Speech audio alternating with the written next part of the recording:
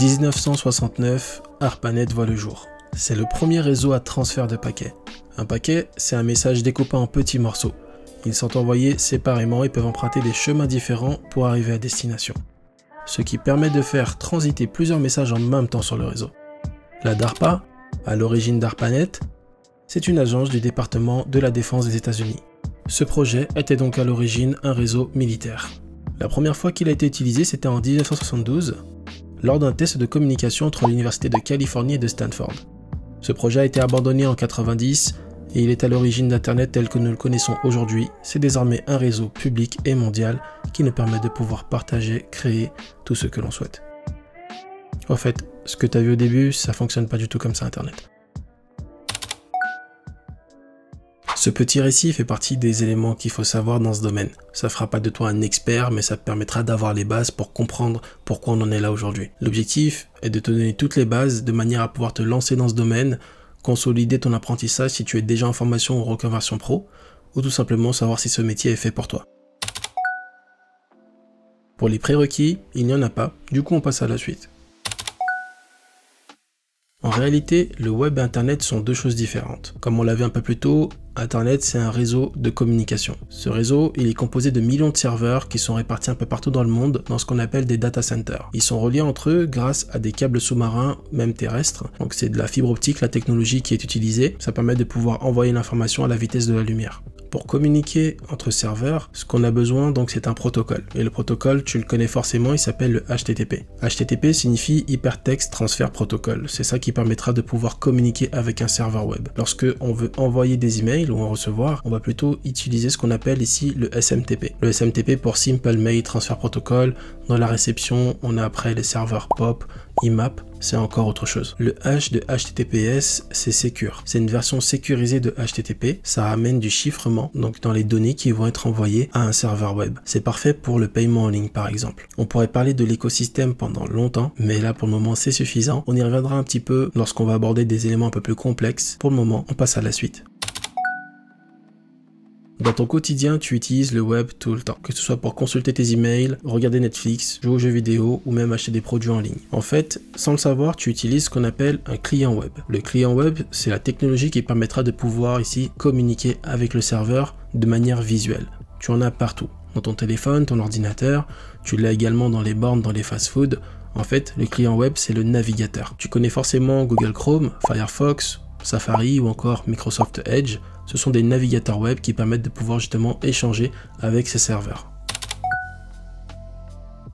C'est important de comprendre ce qu'est un serveur web. Tu entends plusieurs fois ce terme, mais tu n'as pas forcément une idée précise de ce que c'est. Un serveur, c'est rien qu'un ordinateur. C'est comme celui que tu possèdes, mais il a quelques particularités. Cet ordinateur, il est configuré pour que tu puisses communiquer avec lui via le protocole HTTP. Ça te permettra d'accéder aux ressources qui sont stockées à l'intérieur. Ton PC, lui, ne permet pas d'être visité par d'autres ordinateurs, il n'est pas configuré pour ça. Étant donné qu'un serveur il ne sera utilisé que pour y héberger des ressources, il n'y a pas besoin d'écran, de clavier ou de souris. De plus, il est allumé et connecté à Internet 24 h sur 24, 7 jours sur 7. Tous les appareils connectés à Internet ont une adresse IP. C'est une suite de chiffres qui permettent de les identifier sur le réseau. Pour communiquer avec un serveur, on utilise son adresse IP, c'est comme cela que le navigateur sait où il va envoyer la requête. Tu te doutes que c'est pas évident de retenir une adresse IP, c'est pour cela qu'on a inventé les noms de domaine. Un nom de domaine, c'est une adresse web. C'est plus simple à retenir, plus pratique à utiliser, chaque nom de domaine est associé à une adresse IP. Afin de faire le lien entre les deux, on utilise des DNS. DNS signifie Domain Name Service.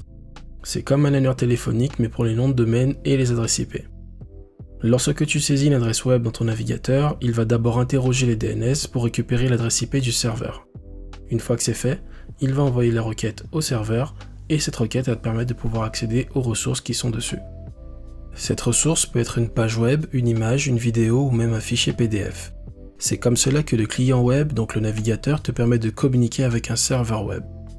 La réponse du serveur dépend de la requête qui est envoyée par le client et il en existe plusieurs. Les plus connus sont GET et POST. GET permet par exemple de récupérer une ressource, tandis que POST permet de pouvoir créer une ressource. Par exemple, si tu veux accéder à la page d'accueil d'un site, tu vas effectuer une requête GET. Celle-ci sera envoyée au serveur pour récupérer la page. Le serveur va alors renvoyer la page au client Le client va interpréter le code et la page va s'afficher à l'écran. Le code de la page il sera composé de HTML, CSS et JavaScript. Ce sont les seuls langages que le navigateur peut interpréter.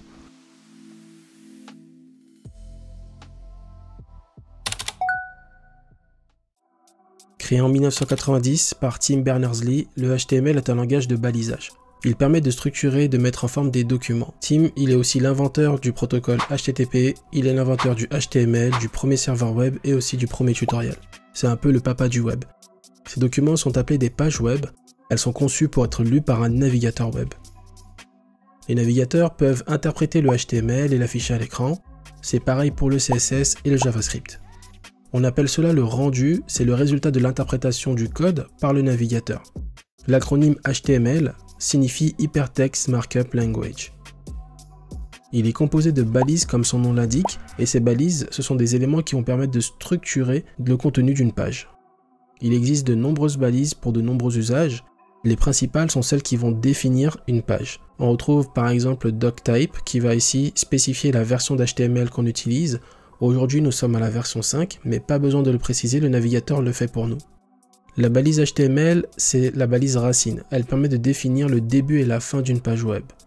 À l'intérieur, on retrouve la balise head qui, elle, contient les informations sur la page. C'est ici qu'on va définir le titre de la page, les métadonnées, les liens vers des fichiers CSS et JavaScript. Body, quant à elle, contient le contenu de la page. C'est ici qu'on va définir les titres, des paragraphes, des images, des liens, en bref, tout le contenu de la page. Parmi ce contenu, on a souvent des titres, et ces titres ils sont définis par des balises de H1 à H6. Le titre principal sera le H1, le sous-titre H2, le sous-sous-titre H3 et ainsi de suite. Les paragraphes sont définis par des balises P, et les liens sont définis par des balises A. Les images sont définies par les balises IMG. Tu remarqueras que cette balise n'a pas de fermeture, c'est une balise auto-fermante. On appelle ça aussi une balise orpheline. Régulièrement, ces balises sont accompagnées d'attributs. Ces attributs vont nous permettre de pouvoir donner plus d'informations sur elles-mêmes. Ça peut concerner son identification, son comportement ou le style qu'on lui a attribué par exemple.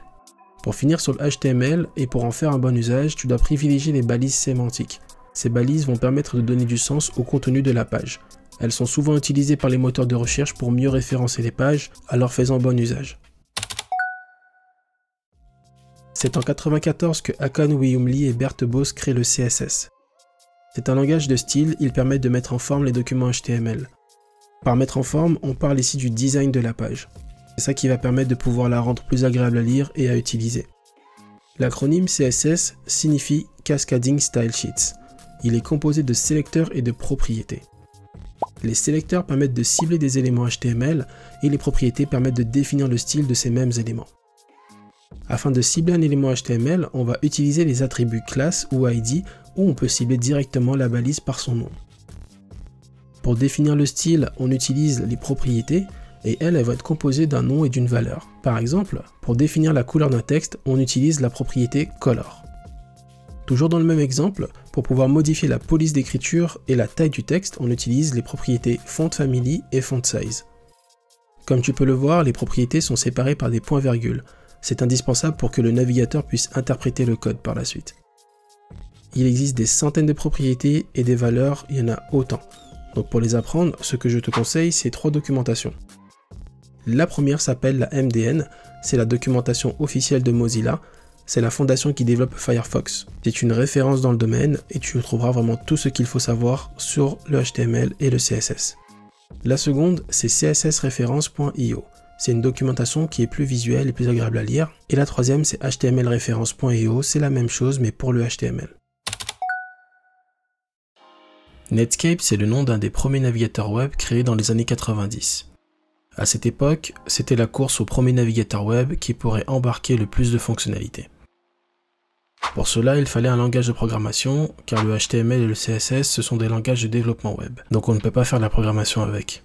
C'est en 1996 que Brendan H. et Netscape y publient la première version de JavaScript. C'est encore aujourd'hui le seul langage de programmation qui s'exécute côté client, donc dans le navigateur. Le nom JavaScript n'a rien à voir avec le langage de programmation Java, d'ailleurs son nom initial c'était LiveScript. Comme tout langage de programmation, il est composé de variables, de fonctions, de boucles et de conditions. Une variable, c'est une valeur qui est stockée en mémoire et disponible uniquement lorsque le programme s'exécute.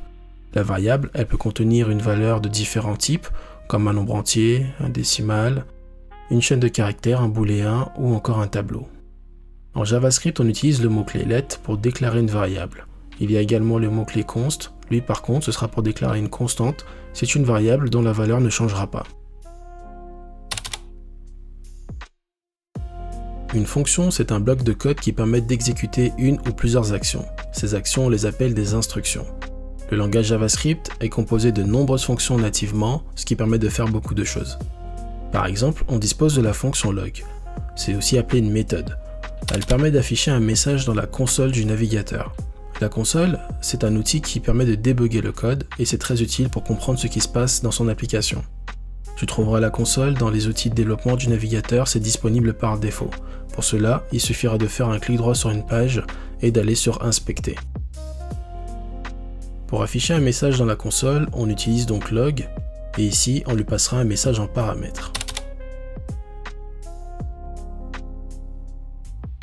Maintenant, pour créer une fonction, on utilise le mot-clé function et il sera suivi du nom de la fonction.